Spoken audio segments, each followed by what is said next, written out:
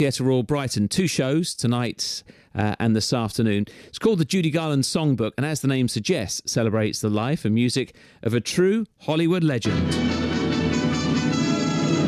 With my high starched collar and my high top shoes and my hair piled high up on my head, somewhere over the rainbow. The tour is having to be cut short following the sad news that Lorna has to return home for cancer treatment. In fact, the last 2 shows are these ones in Brighton today. In a moment, I'll be speaking to one of Lorna's co-stars, Ray Quinn. But first, here's some of that conversation I had with Lorna back in April. She begins by talking about her fondness of the UK. I came here to live when I was 8 years old. So I've grown up over here, and the British audiences have always been very, very generous to me, and I'm always grateful when they ask me back. This is a show that was brought to me by my dear friend Arlene Phillips and Chris Minot, called the Judy Garland Songbook. And it is a big production show that encompasses my mom's songbook, sung by great West End singers. We've got Ray Quinn, and we have Rachel Stanley, and we have Louise Dearman. It's a wonderful production show all about my mom's songbook and all of the incredible songs that everybody grew up with singing and loving. We've got Meet Me in St. Louis, and we've got the Trolley Song, and we have The Man That Got Away, Dear Mr. Gable, and we have, it goes on and on and on. It's a 2-hour show, so it's a lot packed into those 2 hours. And what do you remember of that first stage appearance with Mum? Can you tell us a bit about that, Lorna? Well, I mean, I did my mom's television show when I was 11, and it was all fun, and it was great, and it was a really good experience, and you know, again, this was my normal because I went into show business, and it wasn't that, I don't think, odd because I mean, if you come from a family of lawyers, somebody's going to be a lawyer, and if you come from a family of doctors, somebody's going to be a doctor. I came from a family of show business.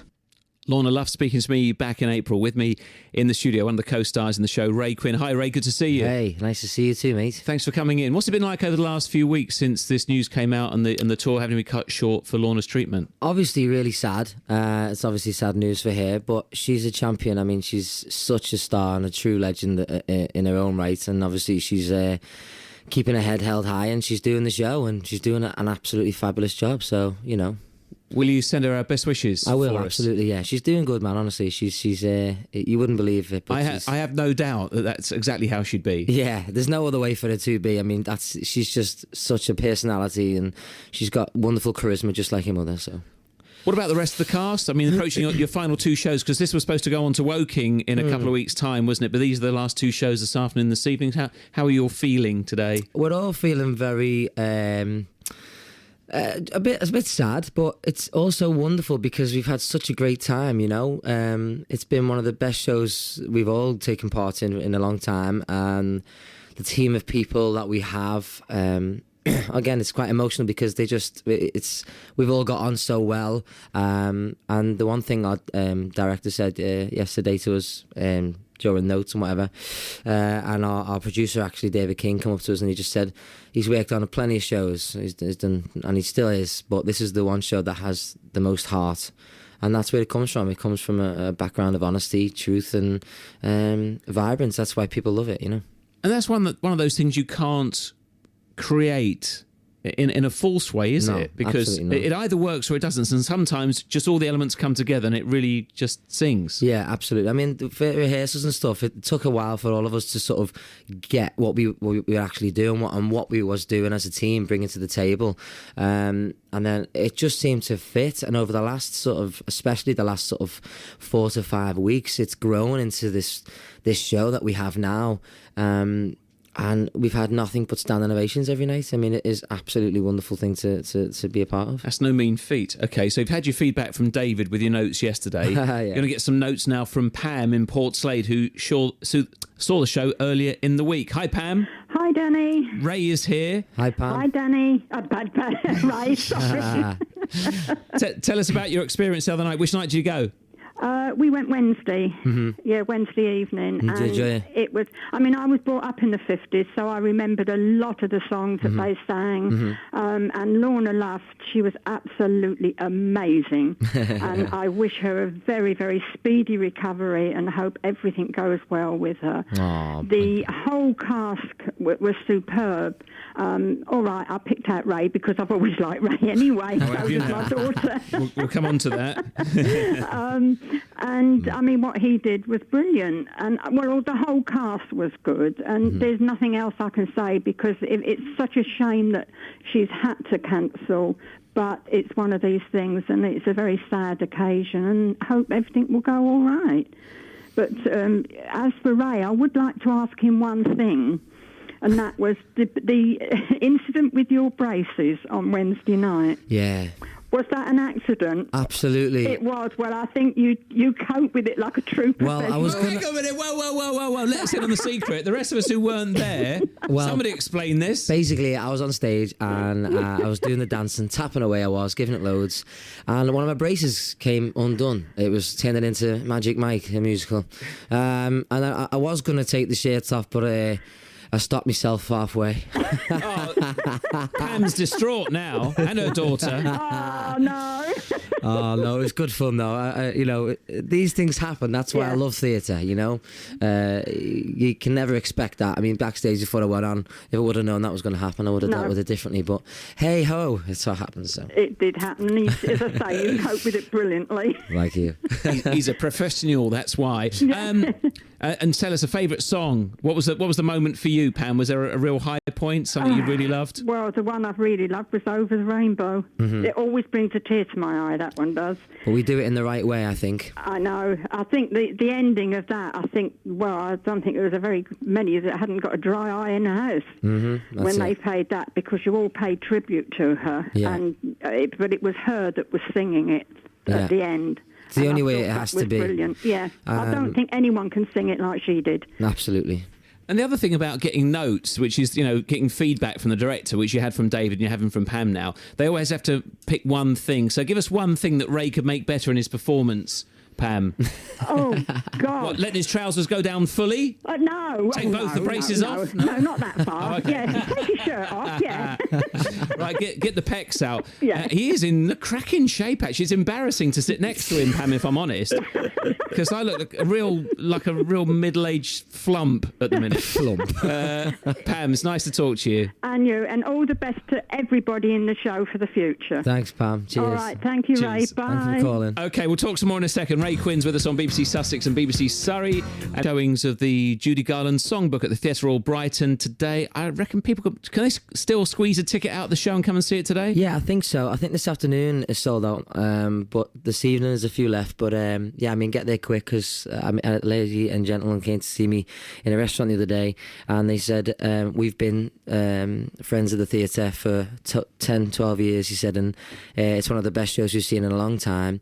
And he said it was so good. We've booked again for tonight, so the feedback's been fabulous. And it certainly had Pam's recommendation there, didn't it? Oh, Just a Pam, bit. yeah, she's What are you doing the show, Ray? What songs are you singing? I'm singing Me and My Girl, Stepping Out, that's my solo, which is my favourite one.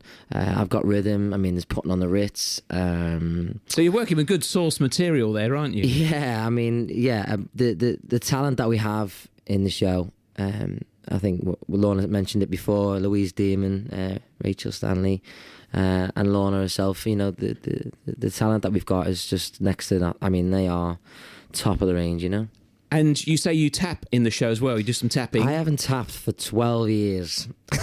Did it all come back to you?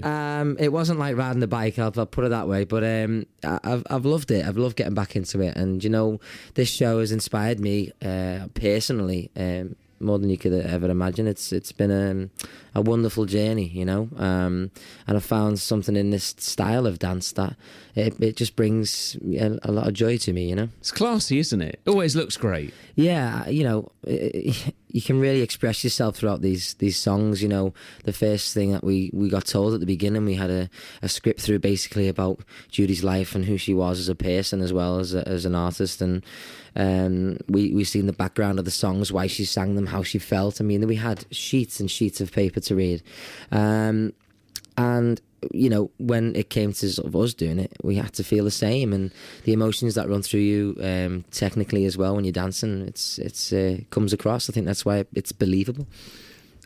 Some of the reviews you got have been brilliant, not only for your singing but also your dancing style, with some comparisons to Gene Kelly, which is quite something, isn't it? Yeah. If that was close to the mark, that'd be good, wouldn't it? I mean, if I can have 10% of that man's talent, I'd you know. I was thinking about that when I was reading that earlier, because he makes it look so easy. And when, I don't know if you saw the tennis yesterday evening with Andy Murray and Roger Federer. No, I was doing a show, wasn't I? Oh, yeah, you were, weren't you? Sorry, yeah. You're working when the rest of us aren't. Federer made it look easy. He made tennis look so simple. Yet he's banging down serves. He's putting in, 75% of his serves first service, and he just made it look easy. That's what they do, yeah.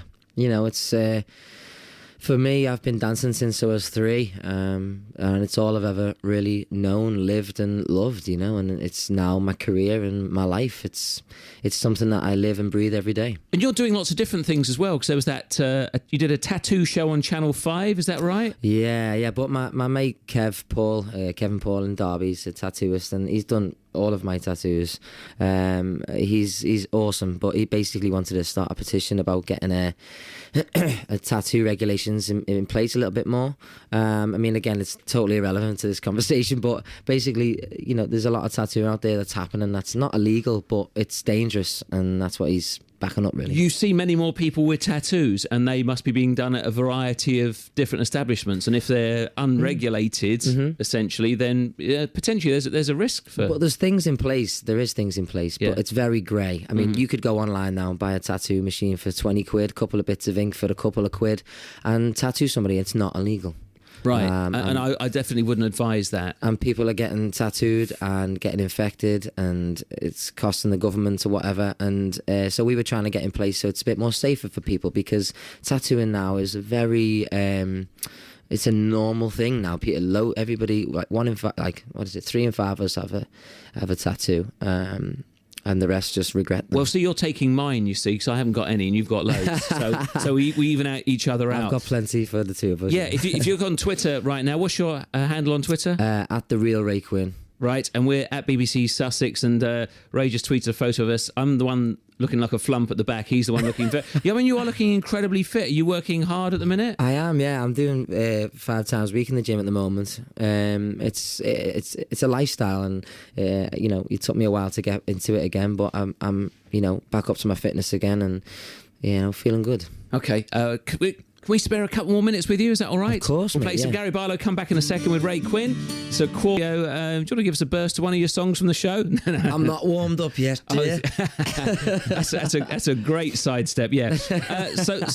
This tour sadly finishes early today. Ray, what have you got planned other than that? What other work are you working on? You seem to be doing lots of different pieces of work, which must be really interesting and stimulating. Mainly over the last few days, it's weird. It's like the universe knows something's coming to an end and something must start again, and it's the last few days I've had a load of phone calls from my manager saying, oh, we've got this, there's TV, there's a bit of theatre, there's some more touring. I mean, who knows? I mean, there's loads of things bubbling, but nothing's been confirmed, so I can't say yet. So, but it's all very exciting. I'm also going to be doing Leeds Pride on the 2nd of August, which I'm very excited about, doing some of my brand new material. But in August, mainly for me, I'm going to be in the studio finishing my album, which is going to be exciting. Because last time you spoke, you said you really wanted to focus on that as well, you know, really pay some attention to doing the music. Yeah, I think, again, that's took me so long to sort of grow into the artist I want to be and find what, you know, makes me feel comfortable, find the music I want to be making.